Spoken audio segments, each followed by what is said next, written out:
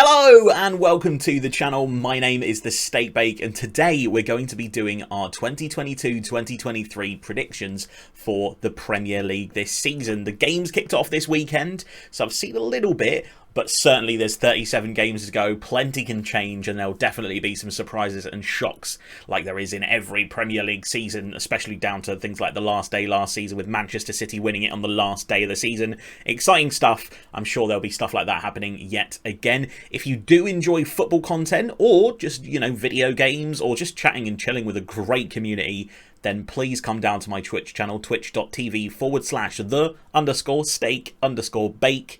Come on down. I'd be delighted to see you there. And all of the links to that kind of thing are down into the description, including my social medias and things like that. Enough self-promotion. Let's get into the predictions. Let's start with 20th place. I personally think predicting the positions from 20th to about 13th are really difficult this year. There's a lot of teams that I think could be drawn into that relegation fight. Certainly a couple of teams that were down there last season that might not be this season, but you still have to kind of predict that they will be down there. But the 20th place team I have gone for is Bournemouth. Now, there's a few reasons for this. They have spent a couple of million quid on a few decent players. They've signed Marcus Tavernier, who I think is a fantastic signing, but he's certainly a player who I think can make a big difference to their team. He's going to get assists. He'll probably get some goals as well. Is he the player that's going to take you to that next level and keep you in the Premier League? I'm not sure he is.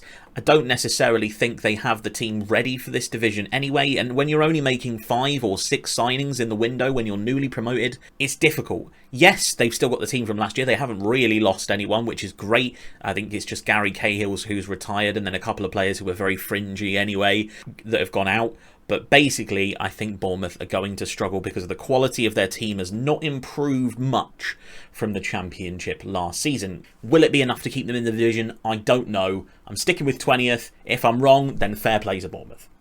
19th place now, and it's another newly promoted side. I'm going with Nottingham Forest for my 19th position, and the reason why is kind of the opposite to Bournemouth, really. Nottingham Forest have spent nearly £100 million on players. They've brought in 12 new names, and about 8 have gone the other way out as well. So it's basically a new team coming into the league for this season. Yes, they've got a couple of really decent signings. I think Jesse Lingard on a free is a fantastic signing. Is he going to make so much of a difference that they are kept in the league? I'm not so sure. I certainly think he can get 10 to 15 goal contributions, assists and goals, maybe 7 or 8 of each.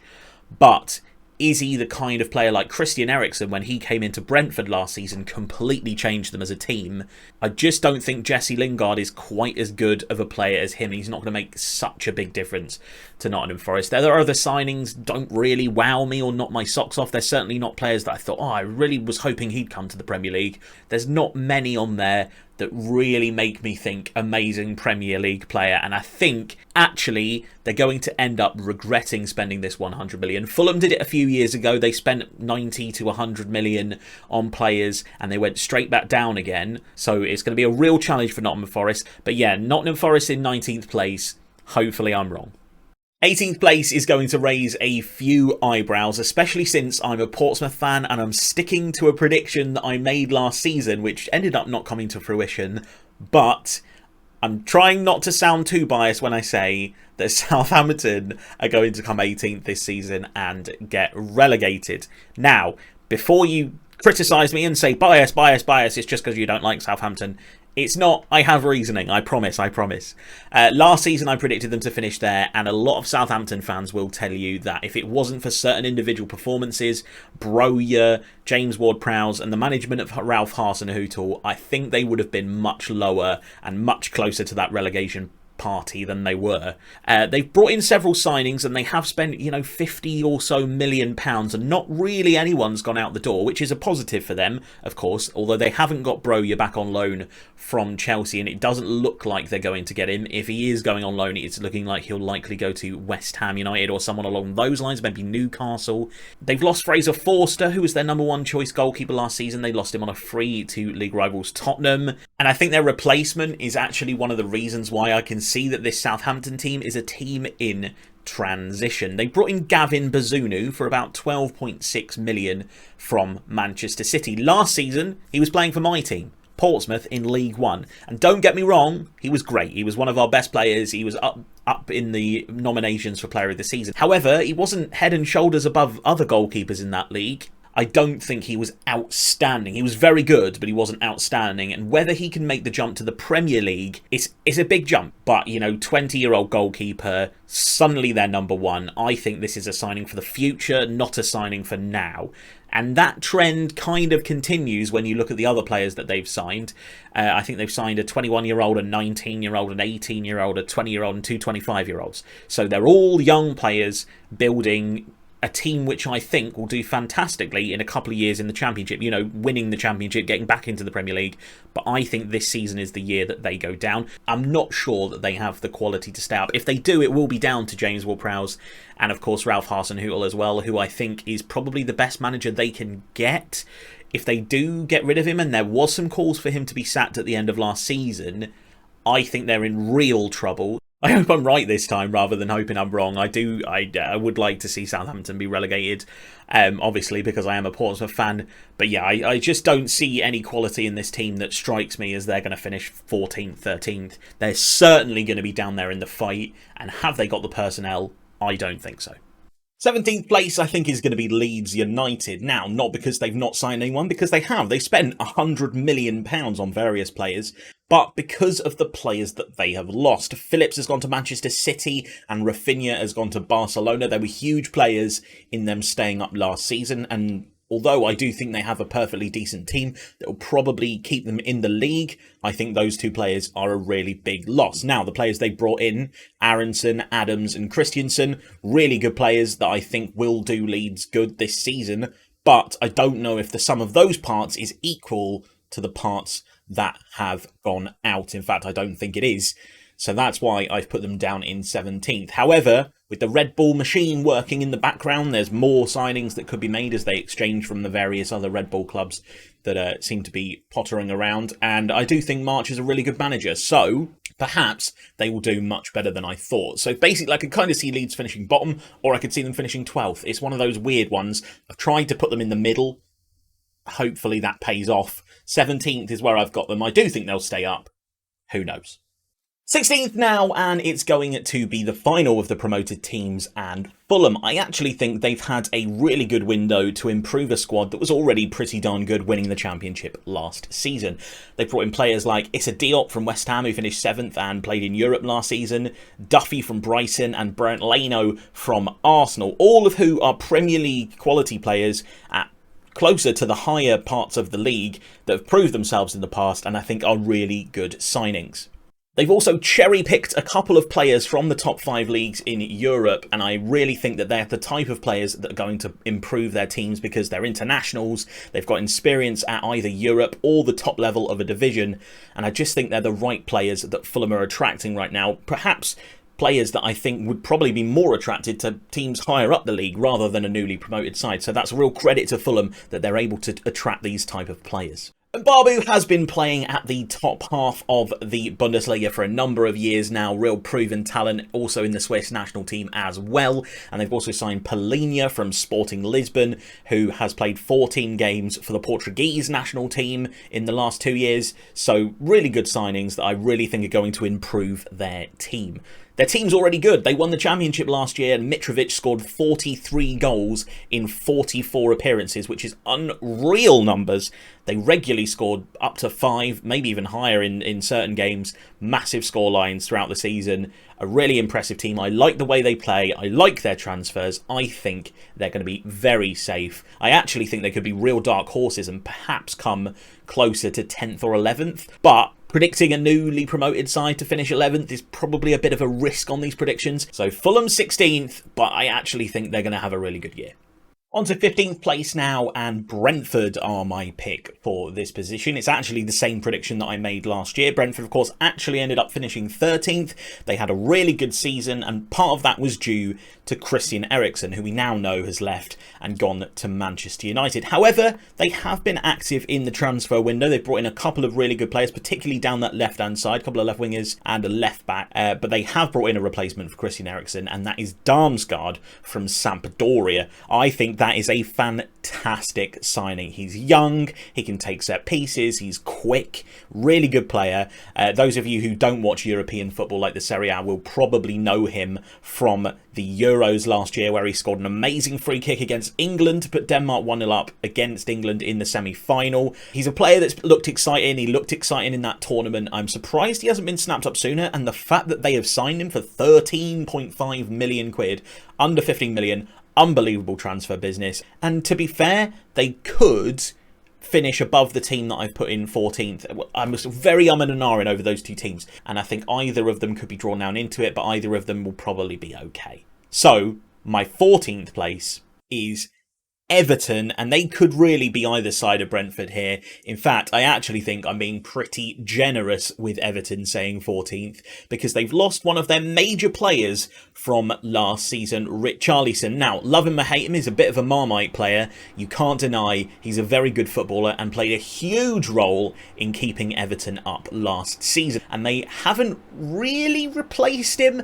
They've gone with Dwight McNeil from Burnley, who of course were relegated last season. They've also got James Tarkowski from them, and I just think that signing the players from the team that got relegated instead of you perhaps doesn't really set a standard that you're going to really push the team forward this season. I certainly think it will be a relegation fight, certainly if they don't sign anyone new. They have signed Onana, exciting signing, don't know too much about him, and I think there's a lot of hearsay that he could be a really good player, but I don't think he's going to be the man to take you into the top half of the table again, where perhaps Everton, a club of that size, should be. And I think it's going to be another season where Everton fans are perhaps frustrated that they've not really done anything. I certainly think they're probably going to sign some more signings, and if they do, then maybe they'll jump up further in the predictions. But right now, with the signings that they've signed, I can't predict them higher than 14th, and I'm being generous. Another perhaps generous choice in 13th place is Wolverhampton Wanderers, a team I very much like in the Premier League and have established themselves as kind of like a mid-table, solid Premier Division team over the last couple of years. But their end to last season, with only one win in their last 9 games, including losing to some of the relegation sides, wasn't the best showing from them, and they've not really done too much over the transfer window. They've completely signed Hwang Hee-chan from RB Leipzig, who they had last season. 6 goal contributions for him. They forked out £15 million. It's not a stupid amount of money compared to the rest of the league, but he's not really a player that really made too much of a difference last season, apart from in fleeting appearances. £30 million for Goncalo Guedes, or Guedes, however you want to pronounce it, from Valencia is a bit steep in my opinion. There were perhaps other players throughout Europe that they could have got in that left wing position. They haven't really lost anyone in the transfer window though, so perhaps a consolidation season is probably what they need. I think 13th is probably fair. Next up, in 12th position, we have a team that a lot of people have started to predict higher in the league, and I tried to make that prediction last season. I actually predicted them to finish 7th. They ended up finishing 14th. It was a terrible prediction from me, and that side is Aston Villa. I thought last season they replaced Jack Grealish really well with the players that they brought in, with Bailey, with Buendia. Really good signings across the board, and they had a good window. I said that then. And I'm going to say that again. They've had a really good window. They've fully signed Felipe Coutinho. I think that's a fantastic signing for them. He is a player that can really make a difference in a game out of absolutely nothing, and the type of player like that is going to help them a lot this season. Another player who I think can really make a difference is Diego Carlos, signed from Sevilla. I think that's a fantastic signing. Really strengthens up that defence, which perhaps Aston Villa were needing to really shore themselves and establish themselves as a mid-table Premier League club.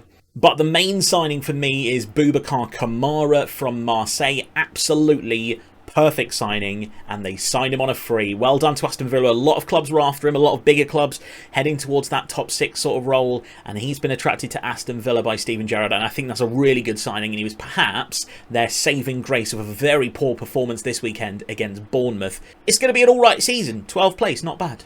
11th place now, and a bit of a fall from grace here with Leicester City coming in this position. And the reason why I think that is simply they have done absolutely nothing in the transfer window so far. They have brought in nobody and they have sold one player. The player they've sold is a huge player for them, one of their most significant players over the last few seasons, including that title-winning season, and that is Kasper Schmeichel. Has gone out to Nice in the French league.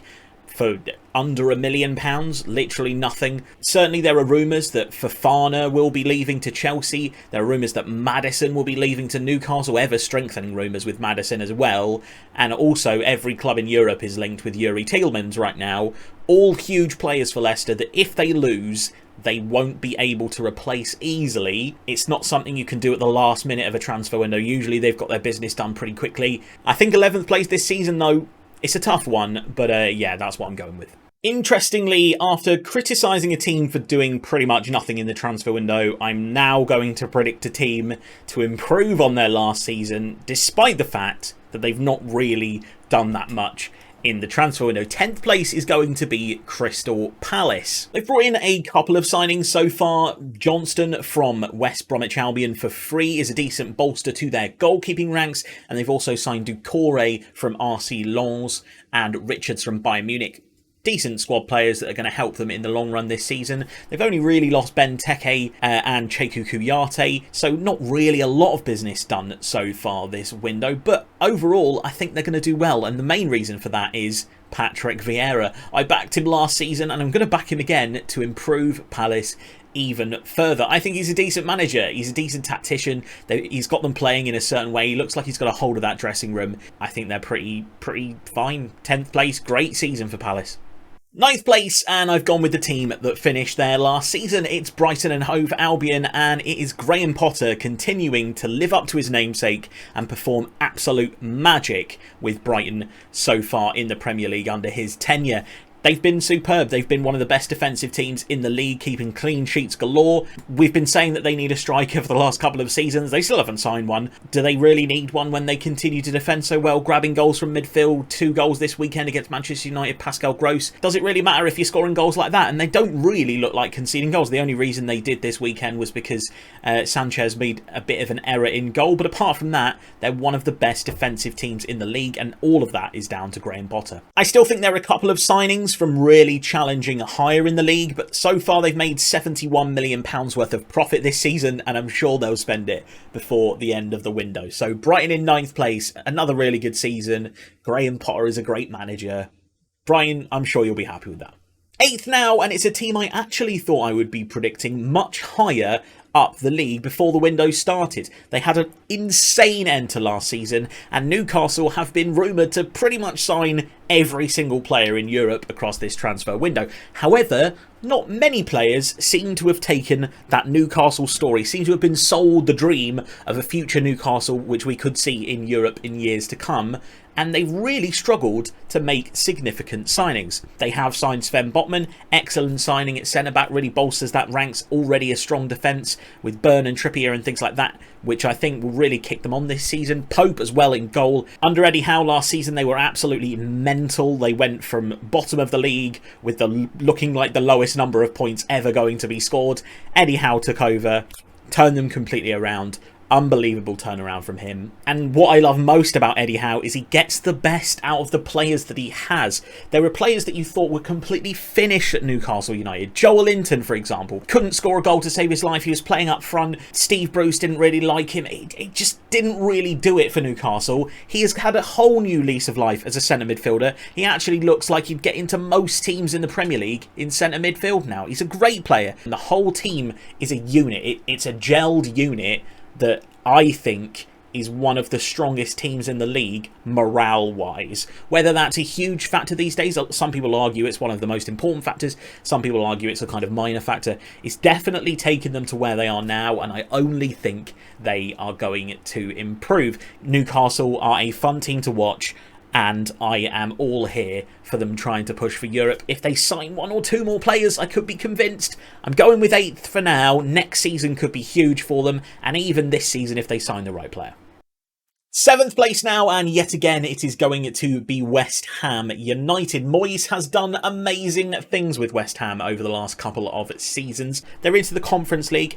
A tournament, by the way, which I think they should really be pushing to win this season, and I hope they do. The signing of Scamacca from Sassuolo is a highly rated one. A number of teams were after him. It's West Ham that have got his signature, and I think it's going to be a really important one for this season. He could be a player to score a number of goals for them this season, especially if Antonio's in and out of the team based on fitness. Maxwell Cornet is signed from Burnley for £13.5 million, which is an absolute bargain for the man who was probably one of Burnley's best players last season. They didn't look out of place against Manchester City in the first game. Declan Rice in particular, every time I watch Declan Rice, he just seems to get better. I think he gets into almost any team in the league now, and if he continues to play for West Ham, he's only going to elevate them further. Moyes' boys are looking great. 7th place. Manchester United have been a little bit of a joke over the last couple of seasons, and I do see light at the end of the tunnel with Erik ten Hag. I just don't think they're going to have enough this season to break into that top 5. Ten Hag has come in and done the right thing with the dressing room. He's got rid of a couple of divas. I think if they want to completely remove the dressing room atmosphere problems that they've clearly had over the last couple of years, they probably should move Ronaldo on. Not because I think he's causing a fuss, but he clearly wants to leave, and keeping a player around that wants to leave is always a recipe for disaster, in my opinion. They have brought in a few signings so far, but like Newcastle, they've seemed to struggle to keep the signings coming to Manchester, seem to struggle to attract them. I don't really know why. Perhaps it's the reputation over the last couple of seasons of them not really finishing in and around the European places and struggling in the league and off the field and things like that. Perhaps those issues are creeping in, but it seems that a lot of players would rather go elsewhere in Europe or even elsewhere in the Premier League. You've got the whole De Jong situation, which seems absolutely crazy, that he'd rather stay at a Barcelona that seem to be crumbling from within right now. He's like come out in the media and said he doesn't want to live in Manchester and that kind of thing. And I don't think that's the player that you should be pursuing. They should end their pursuit of De Jong right now, go for someone else. I'm hearing Adrian Rabiot, not a bad signing, not an unbelievable signing, but not a bad signing at all if they do want to go for him. £50+ million for Lisandro Martinez is a bit of a risk. Yes, I do think he has excellent quality in the tackle, on the ball. He can pass out of the back really well. I think signing a player who isn't perhaps physically capable of taking part in the Premier League in the way that Man United need him to be is a risk. 5'9", 5'8" kind of era. He's the shortest centre-back to play in the Premier League for a while. It's a really big risk for United because he's alongside Harry Maguire, who at times can be an absolute liability. I think personally Harry Maguire needs to have a little bit of a spell on the sidelines for a little bit, earn his place back into the team in training, play well in the cups, that kind of thing, to try and earn his place back. With those two at centre-back, is it going to be the same kind of season that they had last year? I don't think so. I think Lisandro Martinez does improve. I think £50 to £60 million is a big fee for it, though. And I do think that other teams will look to exploit him. Haaland, for example, 6'5", is going to come in and perhaps bully him, and the same with Darwin Nunez. A couple of teams are starting to go back to that tall, physical striker. To suddenly have a defender who can't compete with that is a bit of a risk. But yeah, overall, I just think they're still a bit short. I certainly think it's going to be a better season for them. I think they'll definitely surpass last season, where they finished on the lowest points they had in the post-Ferguson era. 6th place for me, and I do think it's the start of something, but not yet. 3 days later. Oh my, I can't believe it. Oh no! You're having a laugh! What are we doing? Oh my fucking God. I just stop it! Stop it!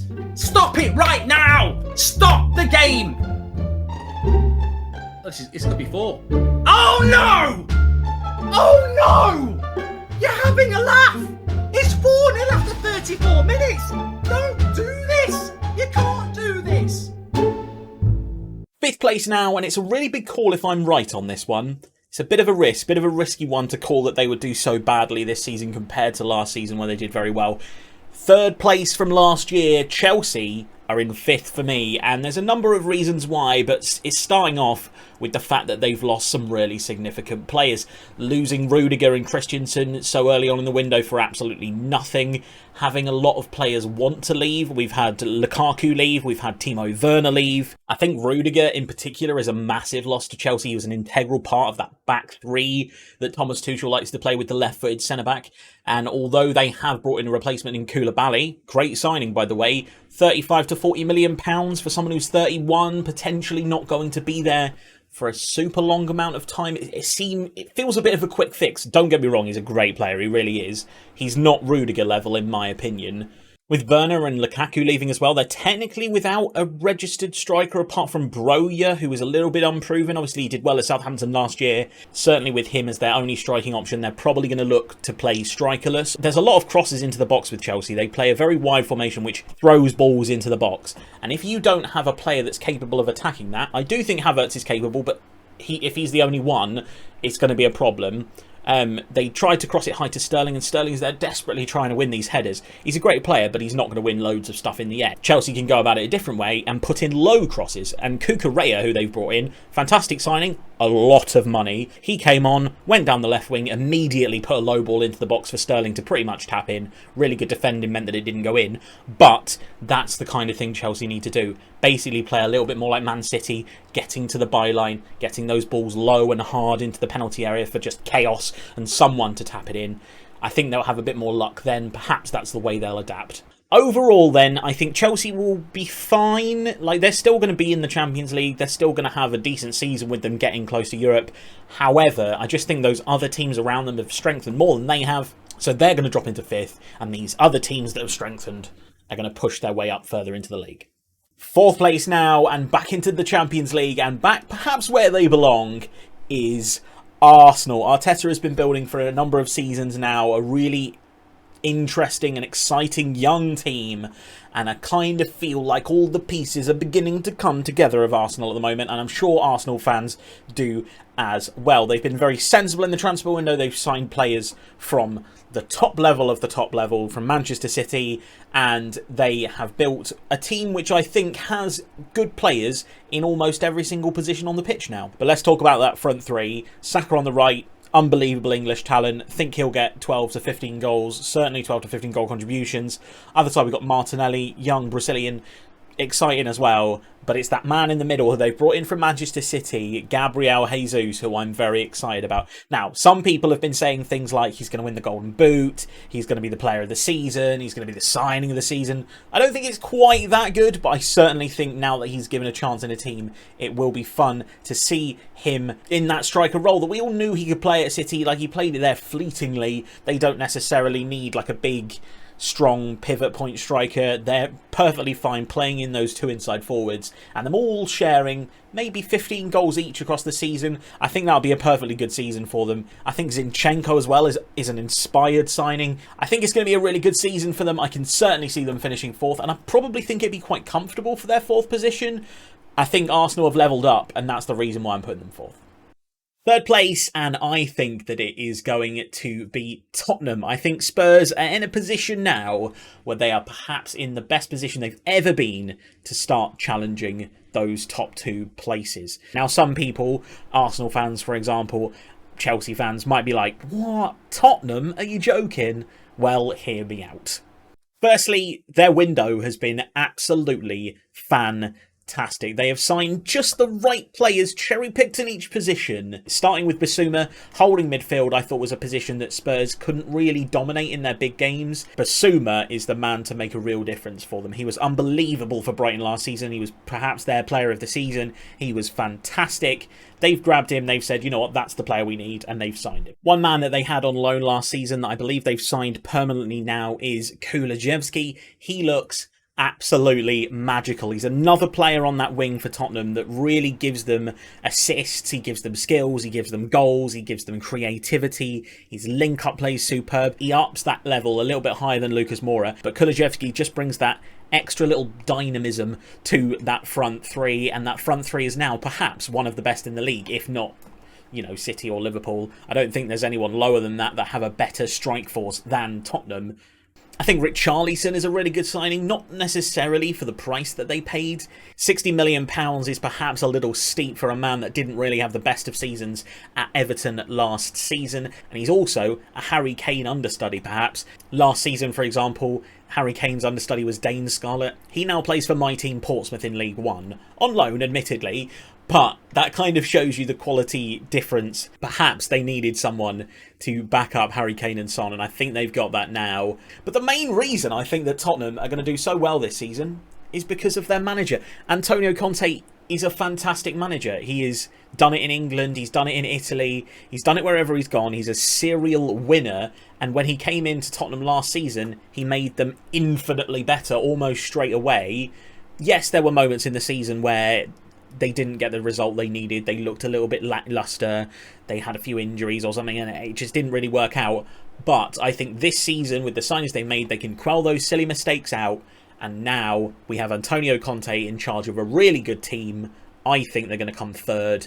Hopefully Spurs can kick on this season. I'm looking forward to seeing all of those striking players get involved with goals and assists. It's an exciting time to be a Spurs fan. Enjoy it while you can. Second place now, and I've only got City and Liverpool left. And do I think that City are going to do it again? Or do I think that Liverpool, who played in every single game they could possibly play in last season, every single final, every single league game, do I think that they're going to overtake City this year and come in first?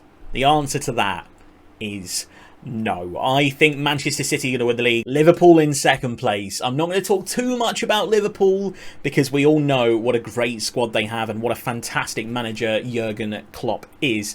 However, the only reason they're not up there challenging City again this season is because I believe that City have had a better window than them. Yes, Liverpool has signed Darwin Núñez. Fantastic signing. I really think he will get 20-ish goals this season.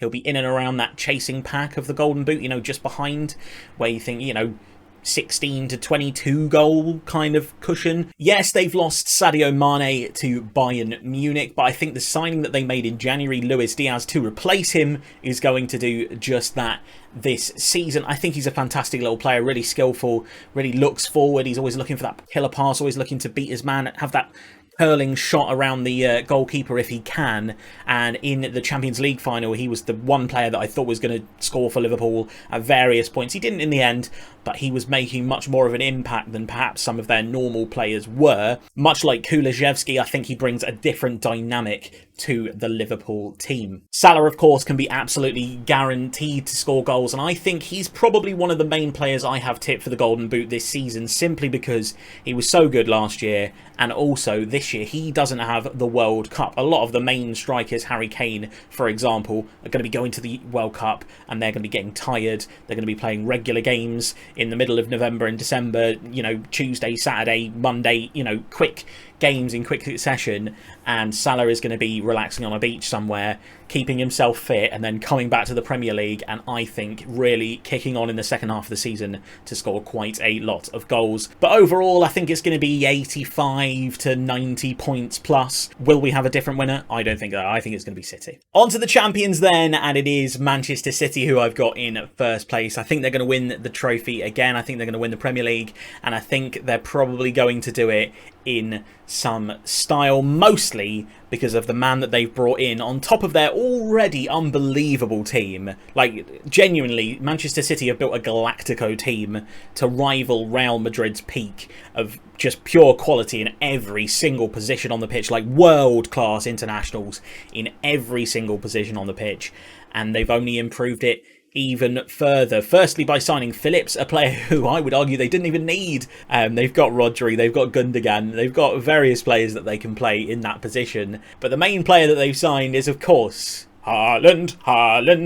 Erling Haaland. What a player this man is. Like, genuinely, what a player this guy is. I don't understand how this superhuman, unnatural machine of a man even exists. Look at him. 6'4", 6'5". He runs as fast as Usain Bolt. He's as strong as Didier Drogba, and he's got the finishing ability of Thierry Henry. I don't get it. I don't get how this player exists. And I'm sure if they keep him fit, he will get many, many goals this season. Now, his fitness, it has been an issue in the past, certainly at Dortmund. He did maintain that pretty much 1 goal a game sort of level for both Dortmund and Salzburg. So it's an interesting one on if they can keep him fit. I think City are the best placed team to be able to keep him fit. They've invested a lot in their backroom staff, their facilities and things like that. But if they do keep him fit, everyone else in the league is kind of screwed, to be honest. I think he's definitely going to push the 20 to 25 goals per season mark, and if he continues even close to his goal per game record, we could maybe see as many as 30. I'm going to say he's going to get 26 goals this season.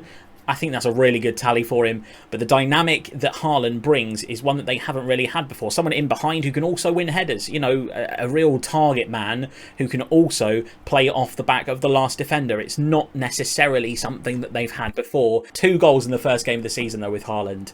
I think he's certainly a real stamp after he had a nightmare of a Community Shield performance. And a lot of people are like, oh, he's a fraud. It's the Bundesliga tax.